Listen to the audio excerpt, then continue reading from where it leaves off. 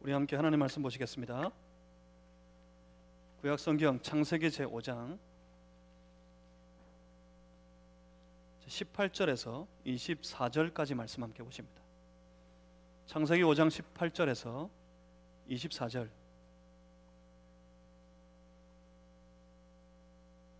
제가 가지고 있는 성경책에는 구약성경 제6페이지에 있습니다. 창세기 5장 18절에서 24절. 한 절 한 절이 이렇게 짤막합니다.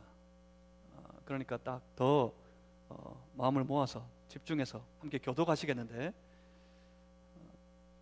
소리를 맞춰서 힘차게 한번 함께 읽겠습니다. 오늘 이 아침에 우리에게 주신 살아계신 하나님의 말씀입니다. 창세기 5장 18절에서 24절 말씀을 교독합니다. 야렛은 162세에 에녹을 낳았고 그는 962세를 살고 죽었더라. 무드셀라를 낳은 후 300년을 하나님과 동행하며 자녀들을 낳았으며, 에녹이 하나님과 동행하더니 하나님이 그를 데려가심으로 세상에 있지 아니하였더라. 아멘. 창세기 5장 18절에서 24절 이 말씀으로 끝까지 붙들다. 원래 제가 정한 원 제목은 그겁니다. 구별되어 끝까지 붙들다. 구별되다는 지난주에 우리 말씀 창세기 4장에서부터 딱 구별되기 시작했습니다. 완전히 하나님은 철저하게 저 세상의 사람과 하나님의 사람들을 구별하십니다. 그렇게 구별되어서 끝까지 하나님 붙들고 사는 삶, 그게 하나님과 동행하는 겁니다. 제가 잠시 기도하겠습니다. 살아계신 하나님, 이 시간 우리에게 찾아오셔서 사랑하는 주의 백성들에게 친히 말씀하여 주시옵소서. 말씀의 영이 되신 주의 성령께서 우리로 하나님의 말씀을 다 깨달아 알 수 있도록 도와주시옵소서. 그래서 과연 그 말씀 붙잡고 그 말씀을 따라 이 험한 세상, 이 위험한 때를 신실하게 믿음으로 살아가는 우리 다 되도록 인도해 주시옵소서. 성령님, 예배 중에 함께하여 주시옵소서. 예수 그리스도 이름으로 기도하옵나이다. 아멘. 그런 생각을 해봅니다. 요즘 모든 것이 흔들리고 모든 것이 무너지고 모든 것이 연약해져만 가는 이때, 우리의 마음을 짓누르고 여러 가지 일들이 우리를 두렵고 하는 이때, 그런 생각을 해봅니다. 이때를 어떻게 살면 좋을까? 나는 신앙인인데, 나는 주 예수를 믿는 주의 거룩한 성도 그리스도인인데, 이때를 어떻게 살면 좋을까? 교회 기초가 흔들리고 있습니다. 이 시대, 이 땅에 많은 교회들의 기초가 흔들립니다. 이런 적이 없었는데, 역사 이래 아무리 위험해도 이러한 때가 없었는데, 기초에서부터 흔들리는 그런 시대를 우리는 살아가고 있습니다. 예배가 무너지고 기도가 끊어지고 복음 전도의 열정이 다 식어버린 그런 때, 바로 이러한 때, 교회의 가장 기초입니다. 예배와 기도와 복음 전도.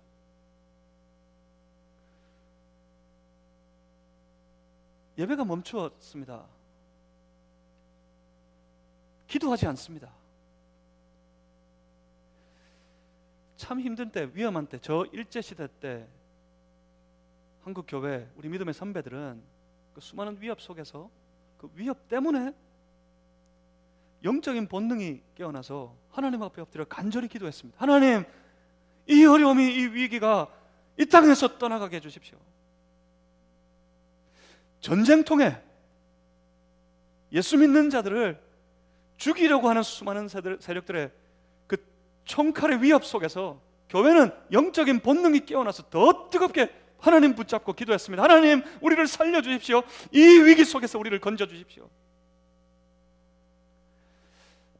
근데 어떻게 된 일인지 지금 이 땅에 만난 위기 속에 우리 교회들을 돌아보면 이 영적인 본능이 작동을 안 하는 것 같아요.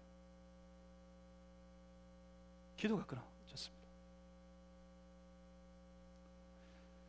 전도하면 안 된다고 생각합니다. 이제는 전도할 수 없을 거라고 여깁니다.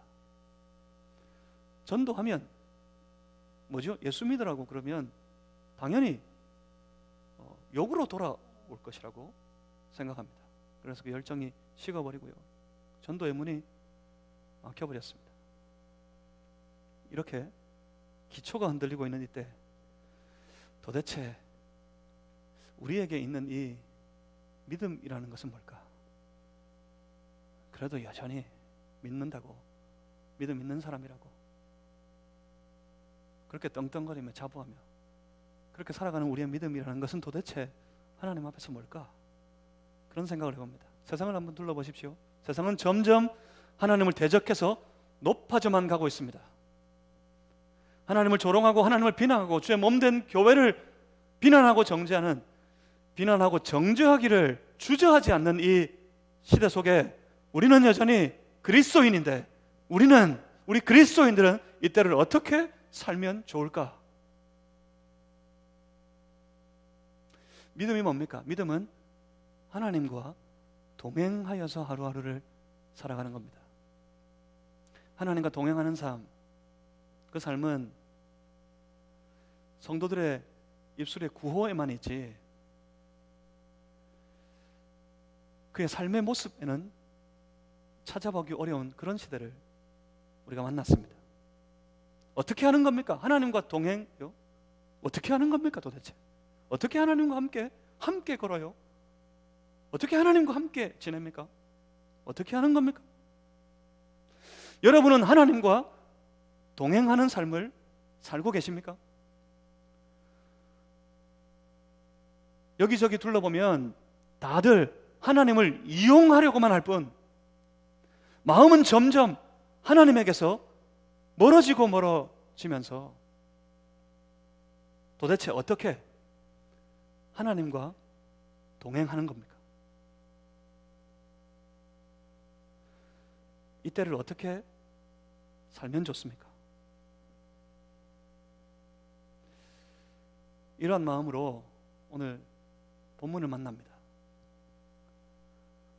오늘 본문 속에 그 유명한 동행 사건이 있으니까요. 오늘 본문 말씀은 창세기 4장에 이어지는 말씀입니다. 창세기 4장에서 하나님을 떠난 사람들의 계보를 우리 함께 보았습니다. 하나님을 떠나버린 사람들의 계보에 이어서 창세기 5장에 접어들면 하나님의 사람들, 하나님의 아들들의 계보가 이어지는 것을 보게 됩니다.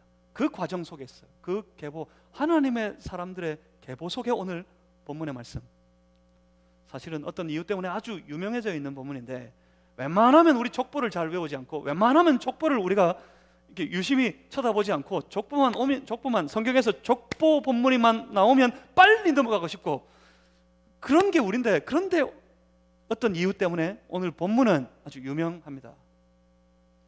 오늘 본문의 말씀은 하나님의 사람들의 계보 속에, 그 계보를 우리에게 말씀하시는 중에 그 과정 속에 있는 말씀입니다. 창세기 5장 1절 말씀을 한번 보십시오. 창세기 5장을 시작할 때 1절은 이렇게 말씀합니다. 이것은 아담의 계보를 적은 책이니라. 가인은 아니었습니까? 가인은 아니었단 말입니까? 하나님께서 아담과 하와에게 자녀들을 주셨을 겁니다. 그때 분명 가인도, 그리고 이미 죽었지만 아벨도 있었습니다. 그런데 오늘 본문의 말씀을 보면 아닌 것 같아요. 아담의 계보를 적은 책이다, 이렇게 시작하고 계시니까요.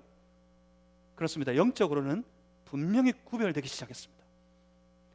이 땅 위에 이제 이 땅 위에 수많은 사람들이 살아가기 시작하는데 그곳에 하나님께서는 철저하게 구별하시기 시작하셨습니다. 하나님을 떠난 사람들의 계보, 그 계보와 완전히 구별된 하나님의 사람들의 계보, 그 계보를 하나님 세워가기 시작하셨습니다. 자, 5장 3절도 한번 보십시오. 창세기 5장 3절에 보시면 이렇게 말씀합니다. 아담은 130세 자기의 모양 곧 자기의 형상과 같은 아들을 낳아 이름을 셋이라 하였고, 셋으로 이어집니다. 아담의 계보가 셋으로 이어집니다. 계속해서 이어지는 그 계보를 보면 셋은 에노스를 낳았습니다. 에노스는 게난을 낳았고요, 게난은 마할랄레를 낳았으며 마할랄레는 야렛을 낳았습니다. 야렛은 에녹을 낳았고요, 에녹은 무드셀라를, 무드셀라는 라멕을, 라멕은 노아를 낳았습니다. 이 계보가 어디까지 이어지는지 아십니까? 이 계보가 쫙 이어져서 신약의 예수 그리스도까지 이어집니다. 그리고 나아가 오늘 우리에게까지, 이 계보가 우리에게까지 이어집니다. 이 계보는 어떤 계보입니까? 하나님의 사람들의 계보입니다. 하나님의 눈은 어디에 있습니까? 하나님의 사람들의 계보, 이 계보에 속한 하나님의 사람들에게 있습니다. 여러분 보이십니까? 이 계보를 통해서 성경에 나타나는 많은 족보들이 있는데 이 족보들이 우리에게, 이 계보가 우리에게 보여주는 놀라운 영성이 있어요. 이 계보를 통해 우리 분명히 볼 수 있어야 됩니다. 저 아담에게서부터 이어진, 우리가 잘 아는 에녹을 넘어서 저 노아를 지나서 예수 그리스도를 넘어서 오늘 그 예수 그리스도를 믿는 믿음으로 하나님의 자녀가 된, 하나님의 사람이 된 우리에게까지 이어지는 이 계보의 연속 속에서 우리가 분명히 볼 수 있는 것이 있습니다. 그것은 하나님께서 하나님의 사람들을 단 한순간도 버리지 아니하시고 포기하지 아니하시고 그들 사랑하셔서 하나님의 놀라운 권세, 섭리로 우리를 인도하고 계신다는 사실을 우리는 볼 수 있어야 합니다. 그러니 어떻습니까? 사랑하는 성도 여러분, 우리의 삶이 하늘의 은혜 안에 늘 승리하는 삶을 살기 위해서는, 그래요, 항상 이 하나님의 섭리 안에, 하나님의 이 사랑 안에 머물러 살아야 합니다. 하나님의 이 계보에 속한 하나님의 사람들은 하나님의 이 섭리를 벗어나서는 안 됩니다. 하나님의 섭리의 이 연속을 떠나버려서는 안 됩니다. 하나님의 간섭이 귀찮아서 오늘 이 분주한 세상을 사는데 믿음으로 산다는 것이 너무 거추장스러워서, 내가 오늘 만난 상황이, 현실이 너무 어렵고 내가 처한 이 상황이 너무 억울하기 때문에 하나님의 섭리의 역사를 벗어나 버리게 되면 어떻습니까? 결국 이 세상이 멸망할 때 함께 다 쓰러지고 멸망하고 말 것입니다. 그러니 우리 인생의 승패가 여기에 달렸어요. 우리의 인생이 여기에 달려 있습니다. 이것이 관건입니다. 내가 오늘 하나님의 사람으로 하나님의 섭리 속에 살아갈 것이냐, 그 인도하심 속에 속해 살 것이냐, 아니면 하나님의 섭리를, 하나님의 그 인도하심을 벗어나서 떠나서 내 마음대로 내 욕심대로 이 땅을 살아갈 것이냐, 여기에 우리의 인생이 달려 있습니다. 사랑하는 성도 여러분, 우리는 하나님의 거룩한 백성이라면, 우리가 주 예수를 그리스도로 믿는 그리스도인이 되었다면 우리의 삶의 형편과 상황을 다 떠나서 언제나 한결같이 하나님 붙들고 하나님을 따라 살아가는 거룩한 성도의 삶이 다 되시기를 주님의 이름으로 축복합니다. 이것이 믿음이니까요. 오늘 본문을 보면 아담과 셋의 계보가 이어지는 중에 등장하는 아주 흥미로운 말씀입니다. 본문에 등장하는 중요한 인물이 있습니다. 여러분 아시겠죠? 그 중요한 인물은 바로 18절 말씀을 보시면 18절에 야렛이 162세에 낳은 아들 에녹입니다. 에녹. 그 에녹은 21절에 보니 65세에 무드셀라를 낳았습니다. 그 이후에 이 대목이 아주 흥미롭습니다. 무드셀라를 낳은 후 300년, 그는 하나님과 동행하며 많은 다른 자녀들을 낳았습니다. 도합 몇 년입니까? 도합 365년의 삶을 삽니다. 그동안 그는 어떻게 살았습니까? 24절, 창세기 5장 24절 말씀을 보십니다. 24절을 보시면 에녹이 하나님과 동행하더니, 에녹은 하나님과 동행하는 삶을 살았습니다. 그렇더니 어떻게 됐습니까? 하나님이 그를 데려가심으로 세상에 있지 아니하였더라. 그렇게 말씀하고 있습니다. 하나님이 그를 데려가셨다고요. 사실 족보의 말씀에, 계보가 이어지는 말씀에 이런 표현은 찾아볼 수 없습니다. 성경의 계보들, 이 계보들은 대부분 아주 비슷한 패턴을 따릅니다. 아마 익숙하실 거예요. 성경을 그래도 인내하며 꾸준히 읽어오신 분들은 이 계보를 말씀하는 그 부분의 표현들을 아마 잘 알고 계실 텐데 어떻습니까? 누가 누구를 낳았다, 그렇죠? 누가 누구를 낳았고 몇 년을 살다가 죽었더라. 이렇게 성경은 계속해서 계보를 말씀하고 있습니다. 그런데 유독 에녹에게 와서는 좀 다릅니다. 에녹에게는 죽었더라 라는 표현이 없습니다. 에녹은 죽지 않았다는 말입니까? 어떤 사람은 그럽니다. 하나님이 그를 데려가셨다, 이게 그가 죽었다는 다른 표현, 완곡한 표현이지 어떻게 사람이 죽지 않고 이 땅을 떠날 수 있단 말입니까? 이해할 수 없어서 도무지 상상도 안 돼서 그렇게 말합니다. 그런데 왜 유독 에녹만 그럴까요? 많은 이들이 생각하기를 이 성경 기자의 아주 의도적인, 고의적인 표현이라고 생각합니다. 다 누가 누구를 낳았고 몇 년을 살다가 죽었더라, 죽었더라, 죽었더라.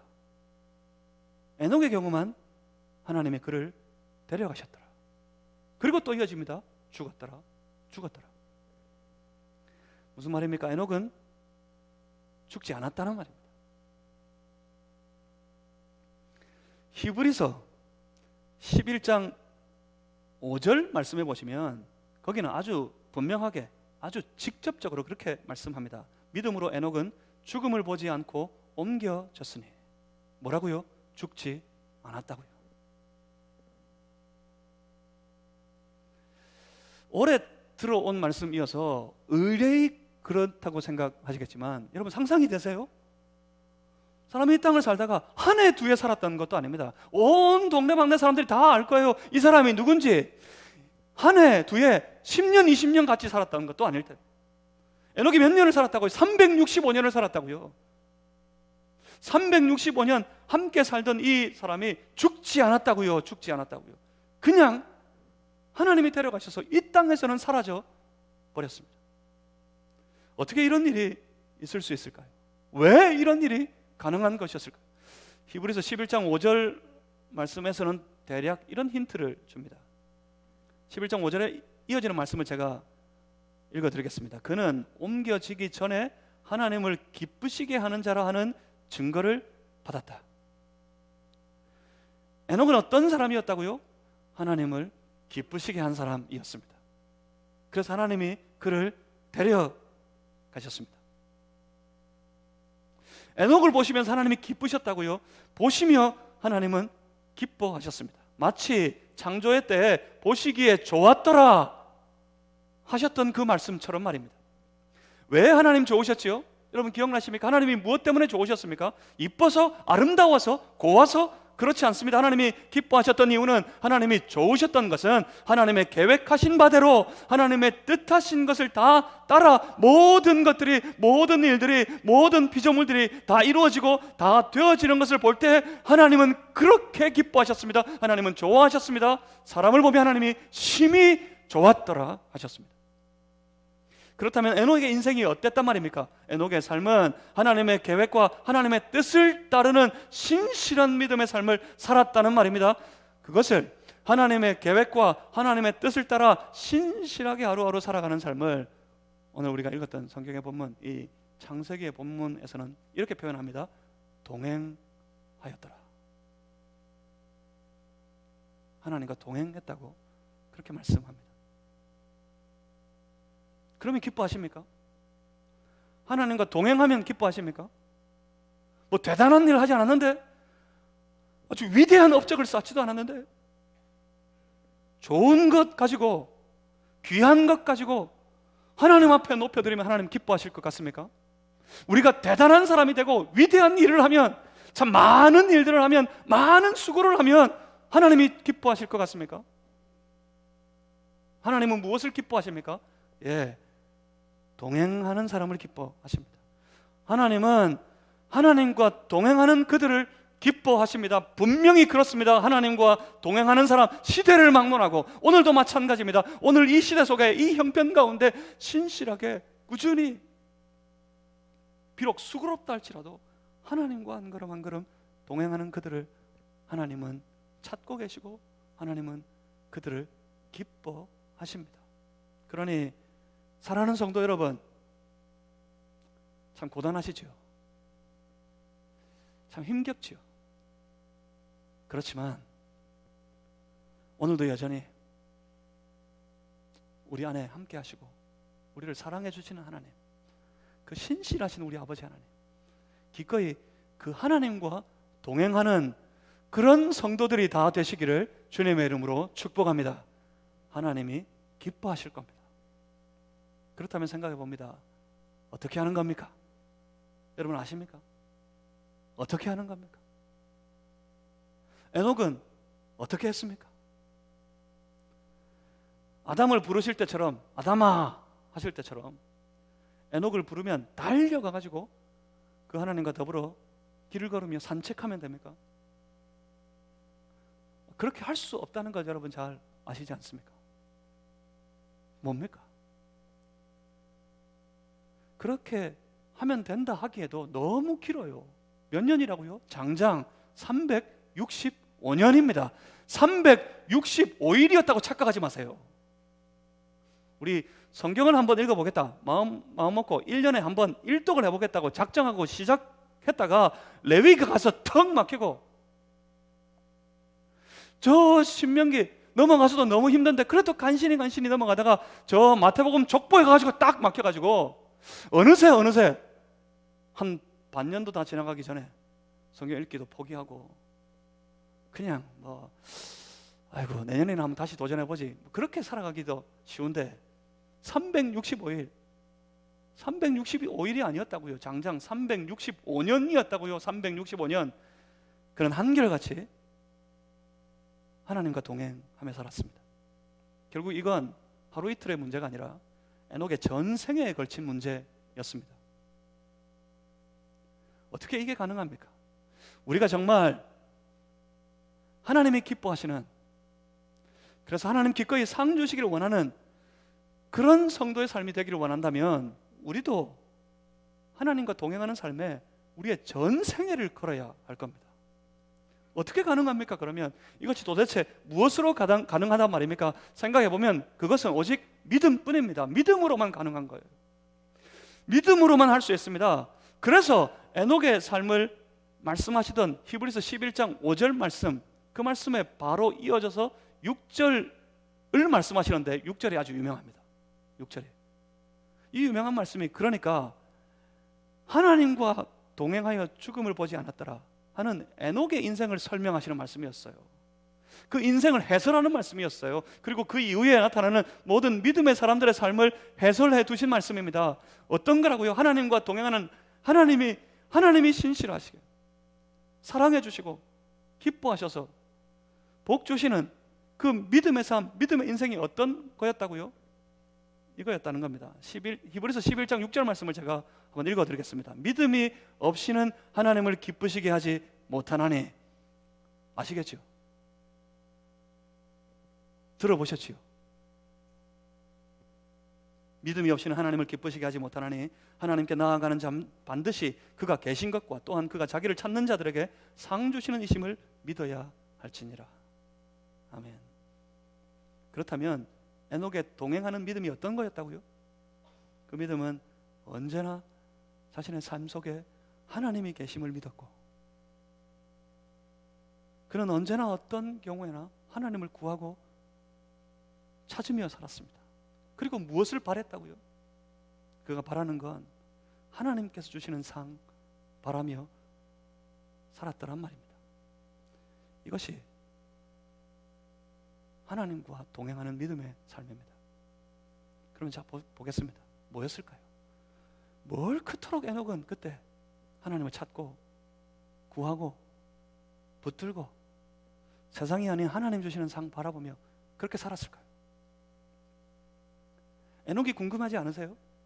에녹이 어떻게 동행했는지 궁금하지 않으세요? 에녹이니까 그때 뭐 창조하신 이후에 별로 지나지도 않았고, 하나님은 사람들과 늘 이렇게 눈으로도 대면하시고 자 보고 함께 지내는 것 같으니까, 그럴 때 좀 그렇게 편안하고 그렇게 좋은 때, 그렇게 좋은 시절이면 뭐 하지요. 우리도 그렇게 하지요. 그랬을까요 과연? 에녹이 그런 때 그렇게 하나님과 동행하며 살았을까요? 에녹의 인생이 궁금하지 않으십니까? 자, 지금부터 좀 복잡합니다. 지금부터 좀 복잡한데 잘 쫓아오시길 바랍니다. 그런데 너무 재밌습니다. 자, 성경에 보시면 에녹이라는 이름이 총 6군데에 등장합니다. 창세기 4장 17절과 18절에, 그리고 창세기 5장 18절, 19절, 21절, 24절, 오늘 우리가 읽었던 본문입니다. 그리고 역대상 1장 3절에, 누가복음 3장 37절에, 히브리서 11장 5절에, 그리고 유다서 1장 14절, 유다서는 한 장짜리 성경입니다. 유다서 14절에 이렇게 총 6군데 에녹이라는 이름이 등장합니다. 그 중에서 하나는 빼야 됩니다. 창세기 4장에 나타나는 등장하는 이 에녹은 아담의 후손이 아니라 가인의 후손입니다. 그러니까 전혀 다른 사람입니다. 이 사람은 빼야겠지요. 그러면 몇 번이 남습니까? 총 5번이 남습니다. 그 중에서 역대상, 누가복음에는 족보를 말씀하시는 이 과정에 그 이름만 등장하고 싹 사라져 버리기 때문에 역대상과 누가복음 말씀으로는 에녹의 삶을 이해하기는 어렵습니다. 그렇다면 남는 건 뭐가 남죠? 3군데. 오늘 우리가 읽고 있는 창세기 5장, 그리고 함께 제가 언급했던 히브리서 11장, 그리고 유다서 뿐입니다. 그 중에서 아주 흥미로운 부분은 유다서입니다. 유다서. 거기에 에녹이 나온다는 사실을 아는 사람이 별로 없습니다. 그냥 확 지나가 버린단 말이죠. 유다서를 읽을 때도 휙 지나갑니다. 성경을 일독하겠다고, 통독하겠다고 작정해서 쫓아오다가 끈질기게 나오다가 이제 다 왔어요. 저 요한계시록을 앞에 둡니다. 사이에 한 장짜리 성경 유다서가 있어요. 그래서 유다서를 읽을 때쯤이면 빨리 이거 지나가고 요한계시록 빨리 후닥닥 읽고 성경 통독을 마쳐야지 하는 설레임 때문에 유다서 확 지나가 버립니다. 그런데 이 유다서에 아주 에녹에 관해서 중요한 말씀이 등장합니다. 유다서 한번 찾아보겠습니다. 유다서 어딘지 아시겠습니까? 요한계시록 바로 앞입니다. 한 장짜리니까 찾기도 어렵지 않습니다. 유다서 1장, 유다서 14절부터 16절까지 다 찾으셔서 같이 한번 읽어보겠습니다. 좀 빨리. 유다서 14절에서 16절 다 같이 한번 읽습니다. 시작. 아담의 7대 손 에녹이 이 사람들에 대하여도 예언하여 이르되, 보라, 주께서 그 수만의 거룩한 자와 함께 임하셨나니 이는 뭇 사람을 심판하사 모든 경건하지 않은 자가 경건하지 않게 행한 모든 경건하지 않은 일과 또 경건하지 않은 죄인들의 주를 거슬러 한 모든 완악한 말로 말미암아 그들을 정죄하려 하심이라 하였느니라. 이 사람들은 원망하는 자며 불만을 토하는 자며 그 정욕대로 행하는 자라. 그 입으로 자랑하는 말을 하며 이익을 위하여 아첨하느니라. 아멘. 여기 에녹이 등장하는 건 알겠는데, 에녹이 예언했습니다. 무엇을요? 심판을 예언했다는 걸 알겠습니다. 그런데 이후의 말씀이 같은 단어가 계속해서 반복되는 바람에 조금 이해하기가 좀 어렵습니다. 말투도 좀 옛날 말투여서 좀 곤혹스럽습니다. 그래서 이 부분 말씀을 분명히 이해하고 넘어가셔야겠는데, 좀 쉬운 번역으로 현대인의 성경이라는 번역본이 있습니다. 현대인의 성경 번역본 유다서 14절에서 16절까지 말씀을 제가 다시 한번 읽어드리겠습니다. 이런 사람들에 대하여 아담의 7대손 에녹은 이렇게 예언하였습니다. 에녹이 뭐 했다고요? 예언했다고요. 에녹은 선지자 중에 한 사람이었습니다. 에녹은 선지자와 같은 사람이었습니다. 에녹은 뭐 했습니까? 에녹이 예언했다고요. 무엇을요? 주님께서 수많은 성도를 거느리고 오셔서 심판하실 때 무엇을 예언했습니까?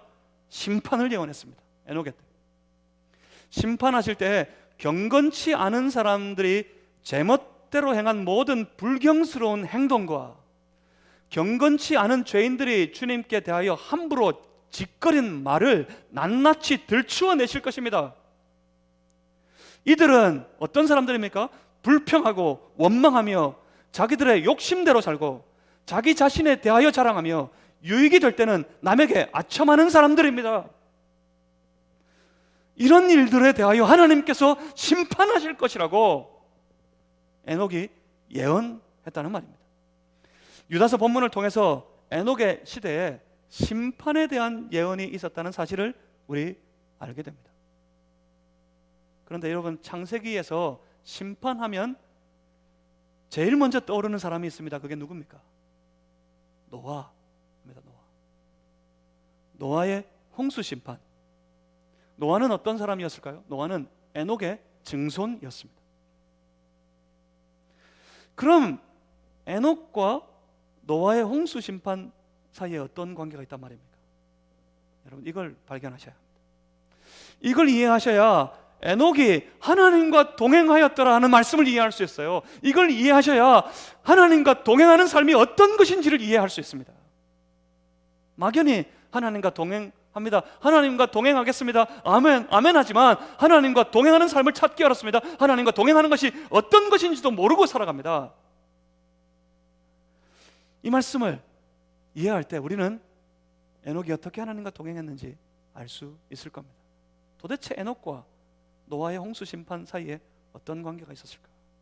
유다서 말씀을 보았습니다. 유다서 말씀을 볼 때 에녹은 분명히 심판에 대해 예언했습니다. 하나님께서 에녹의 때 계시로 심판에 대해서 말씀하셨다는 말입니다. 무엇 때문이었겠습니까? 온 땅의 모든 인류들 가운데 특별히 하나님의 백성들이 하나님을 떠나서 이미 그때부터 죄악으로 가득한, 죄악을 따르는 그런 삶을 살아가고 있었기 때문이었습니다.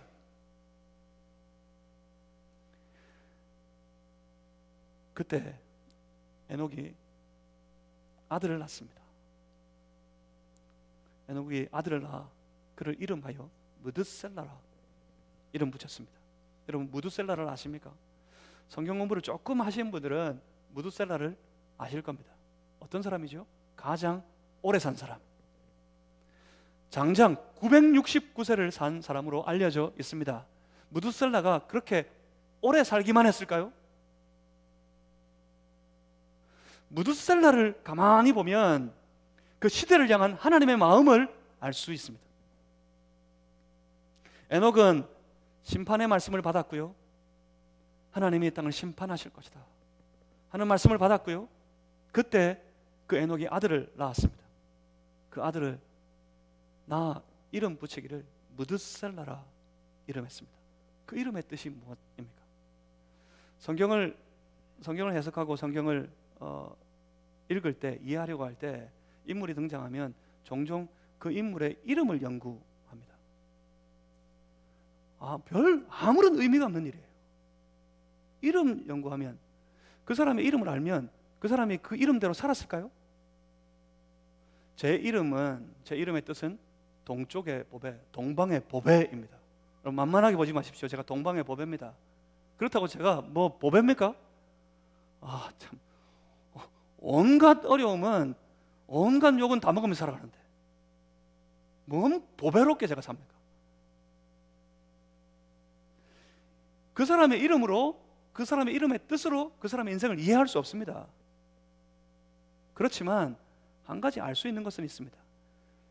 그 사람을 그렇게 이름 붙인 그 부모의 믿음, 그 부모의 신앙입니다. 왜 그렇게 이름 붙였을까요? 에녹이 아들을 낳아 무드셀라라고 이름했습니다. 그 이름의 뜻은 그렇습니다. 그가 죽을 때 심판이 온다. 에녹의 생애, 온 생애 가장 중요한 주제는 그러니까 심판이었다고요. 심판에 대해 예언을 받았고요. 아들을 낳아서 이름 붙이기를 이 아들이 죽을 때 심판이 온다 이 땅에. 그렇게 이름 붙였습니다. 정작 심판은 노아의 때에 있었습니다. 노아의 때에 있었지만 온 땅에 사람들의 하는 모든 생각으로 하는 모든 계획들이 오직 온통 악한 것뿐임을 하나님께서 보셔서 한탄하시고 이 땅의 모든 인생들을 쓸어버리시겠다고 심판하시겠다고 작정하셨는데, 그런데 보니 노아의 때 사람들이 갑자기 부패하고 노아의 때 그때의 사람들이 갑자기 타락해가지고 그때 그 시대의 모든 사람들을 하나님이 쓸어버리시고 심판하시려고 했던 것이 아니었습니다. 이미 에녹의 때부터였습니다. 에녹의 때부터 사람들이 그랬어요. 사실 죄의 본성이 유전되면서부터 사람들은 항상 그래요. 오늘도 마찬가지예요. 사람들의 생각하는 모든 계획들이 항상 악하기만 합니다. 에녹의 때 이미 그 죄악이 관영했던 것이었습니다. 그때 이미 불경건한 세상이 되어가고 있었습니다. 그 불경건이 무엇입니까? 한마디로 말하면 하나님 뜻을 따르지 않는 겁니다. 유다서에 말씀하는 대로 표현하면 사람들이 제 마음대로 제 욕심대로 사는 겁니다. 하나님의 뜻을 따라 하나님의 소원을 쫓아 살아가야 될, 그래야 하나님이 기뻐하시고 하나님이 좋아하실 터인데, 사람들이 하나님의 뜻과 관계없이 그저 제 욕심대로 그렇게 살아가고 있는 것이었습니다. 그렇게 사람들은 점점 타락하고 인생은 점점 황폐해져 가고 있었습니다. 그때 에녹은 심판의 예언을 받았습니다. 하나님이 에녹을 통해 심판을 계시하셨습니다. 그리고 아들을 낳았고, 그가 그 아들에게 그렇게 이름 지은 것을 볼 때 아마 하나님께서 에녹에게 이 아들이 죽을 때 이 땅에 심판이 있을 것이다 라고 계시하셨던 것 같습니다. 그때 에녹은 창조하신 하나님의 뜻과는 다르게 그저 제 욕심대로만, 제 마음대로 짓거리고 불평하고 원망하고 자기 욕심만 따라서 자기 뜻만 쫓아서 그렇게 살아가는 저 불경건한 시대, 저 세상의 사람들, 그들과는 다르게 오히려 더욱 경건하게 하나님 바라보고 하나님 붙잡고 365년을 하나님의 뜻을 따르며 그렇게 하나님과 동행하는 그런 삶을 살았습니다. 그 악한 시대 속에서, 그 죄악이 전부 제 욕심대로만 살고 있는 그때 그는 묵묵히 하나님 바라보고 하나님 붙잡고 하나님 뜻을 따라 그렇게 살아갑니다. 얼마나 힘들었을까요? 얼마나 괴로웠을까요? 모두가 다 조롱하고 모두가 다 비난했을 겁니다. 힘겹게 그렇지만 그건 하나님 바라보고 하나님 붙잡고 그저 하나님 뜻 따라 살아갑니다. 그때 하나님께서 그 악한 시대 속에서 여전히 하나님 붙들고 수고로이 하나님의 뜻을 따라가는 그 에녹을 사랑하시는, 그 에녹을 긍휼히 여기시는 하나님께서 이 땅에서 에녹을 구별해 하나님의 품으로 데려가신 겁니다. 수고하며 이 땅에 죄악이 간영한, 그래서 심판하시게 될 이 땅 위에서 하나님이 그 에녹을 사랑하셔서 수고하는 그 에녹을 하나님의 품으로 데려가셨다는 말입니다. 죽지 않고 그 에녹을 하나님 곁으로 옮겨 가셨던 것이었습니다. 그러면 어떻게 됩니까? 그러면 무드셀라가 남습니다. 무드셀라는 아마 보았을지도 모르겠습니다. 하나님께서 그 아버지 에녹을 데려가는 것을 말입니다. 그는 이제 이 땅에 남겨진 채 그의 아버지 하나님께서 데려가신 그 아버지 에녹처럼 이 불경건한 시대 속에서 신앙을 지키려고 발버둥을 치고 애써 하나님과 동행하는 삶을 살아가려고 했을 것입니다. 그리고 무드셀라가 187세 아들 라멕을 낳았습니다. 우리가 잘 아는 노아의 아버지입니다. 라멕은 182세에 노아를 낳았습니다. 노아를 낳고서 라멕이 그렇게 외칩니다. 창세기 5장 29절 말씀을 보시면 노아 이는 여호와께서 땅을 저주하심으로 수고롭게 일하는 우리를 이 아들이 안위하리라 하였더라. 시대가 온통 불경건하고 타락해버린 가운데 그 속에서 경건하게 주와 동행하려고 애쓰며 살아가는 몇 안 되는 사람들이 남아 있었습니다. 그렇게 힘겹게 살다가 라멕은 홍수가 있기 바로 5년 전 777세의 나이로 죽었습니다. 그리고 노아가 600세 되는 해, 여러분 잘 아시죠? 노아가 600세 될 때에 홍수 심판이 시작됩니다. 여기 아주 재미있는 사실이 있습니다. 바로 무드셀라입니다.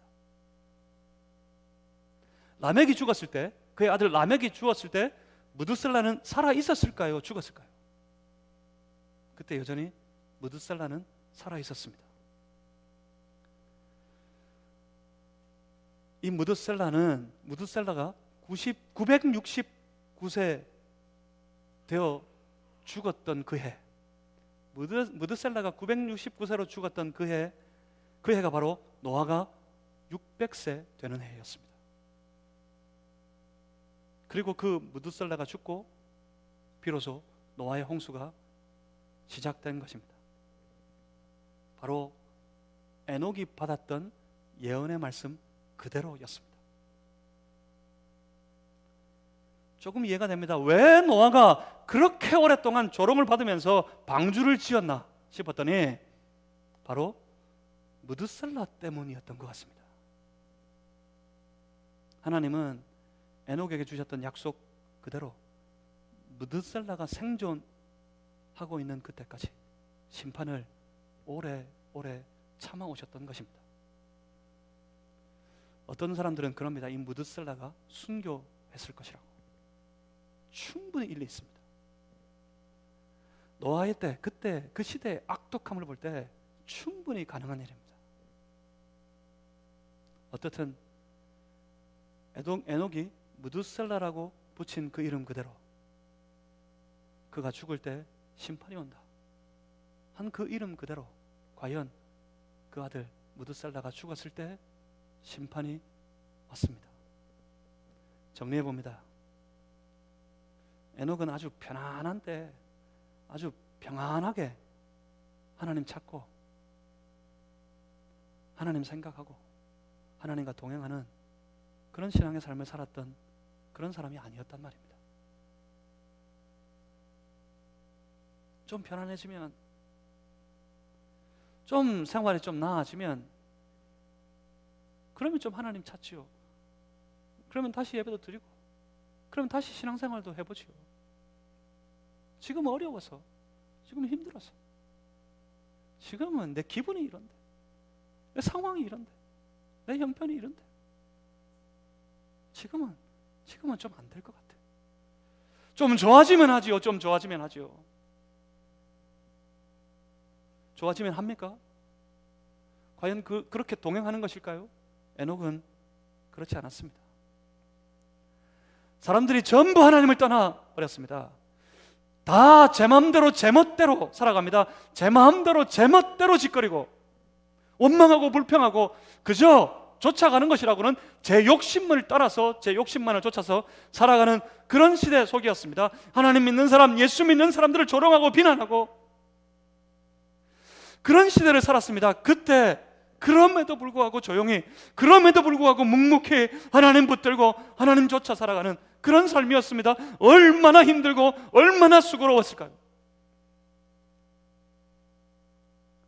에녹은 그 시대의 죄악 가운데 하나님이 주신 계시로 말미암아, 하나님이 하신 말씀으로 말미암아 심판을 보았습니다. 심판을. 그는 황폐하고 악독한 시대 속에서 그래서 힘겹게 더욱 경건을 지키며 하나님 계심을 붙들고 하나님을 의지하는 삶을 살았습니다.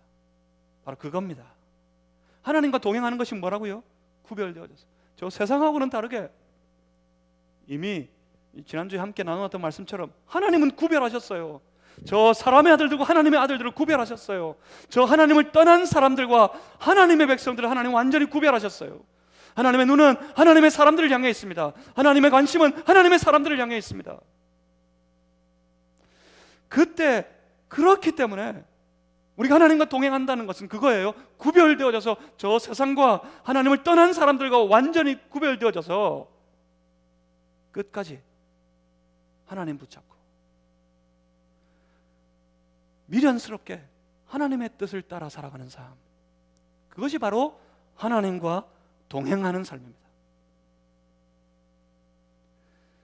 그렇게 구별되어 끝까지 하나님 붙들고 살아가는 삶, 그렇게 동행하는 삶을 우리 함께 보았던 히브리서 11장 6절의 말씀에 의하면 하나님이 그들을 기뻐하십니다. 구별되어서 끝까지 시대의 형편이 어떻고 우리가 만난 상황이 어떻더라도 끝까지 하나님 붙들고 내 욕심이 아니라 하나님의 소원, 하나님의 뜻을 따라 그렇게 신실하게 살아가는 사람, 하나님은 그들을 기뻐하신다는 말입니다. 그리고 그들에게, 하나님 기뻐하시는 그 사람들에게 뭘 주시죠? 하늘의 상을 주신다고 말씀하십니다. 그렇다면 사랑하는 성도 여러분, 사랑하는 하나님의 자녀가 되신 여러분, 바로 우리가 그렇게 살았으면 좋겠습니다. 어떻게 해요? 오늘 이 악한 시대 속에서 끝까지 하나님 붙들고 하나님 뜻을 따라 살아가는, 그렇게 하나님과 동행하는 그런 성도들이 다 되시기를 주님의 이름으로 축복합니다. 하나님이 상 주실 것입니다. 기도하겠습니다. 살아계신 아버지 하나님, 오늘 이 어려운 시절 여전히 우리가 살아가는 이 삶의 현장에서 세상과 구별되어져서 끝까지 하나님 붙들고 하나님 쫓아 살아가는 거룩한 주의 성도들이 다 되게 하여 주시옵소서. 우리의 혼자의 힘으로 그리 살도록 버려두지 마시고 주의 성령께서 우리 안에 충만하셔서 성령의 권세와 능력으로서 우리를 도와 주시옵소서. 끝까지 주와 동행할 수 있도록 신실하게 하나님과 동행하는 삶을 살아갈 수 있도록 성령님 우리를 주장하시고 우리를 인도하여 주시옵소서. 예수 그리스도 이름으로 기도하옵나이다. 아멘. 함께 찬양하시겠습니다.